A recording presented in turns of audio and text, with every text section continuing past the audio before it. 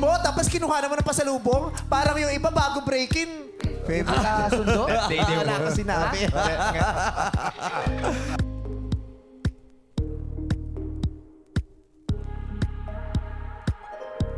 Muli na namang napagkaisahan ni Uncoverable Star Vice Ganda ang ex ni Chinita Princess Kim Chiu na si Sian Lim. Sa latest episode nga ng It's Showtime, sa segment na Especially For You ay napag-usapan ng mga host ang pagtanggap ng pasalubong ng kanilang contestant na lalaki habang ito ay makikipag-break sa kanyang nobya.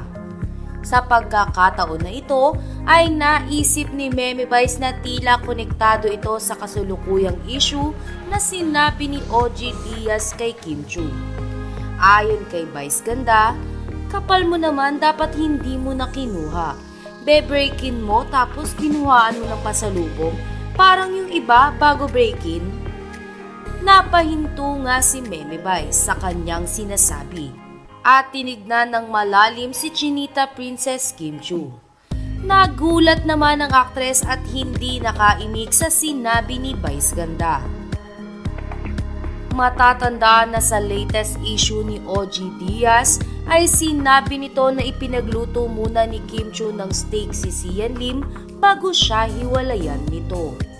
Kaya naman nuggets ng madlang people ang biro ni Vice Ganda kay Kim kanina.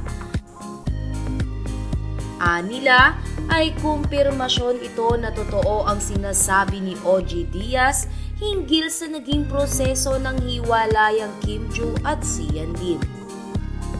Gayunpaman, hiling ng mga tagahanga ni Kim Chiu kay Vice Ganda na sana ay manatili na lamang sikreto ang sakit na pinagdaanan ni Kim Chiu kay Sian Lim. Lalo na at moving on at masaya na sa estado ng buhay ngayon si Chinita Princess Kim Chiu.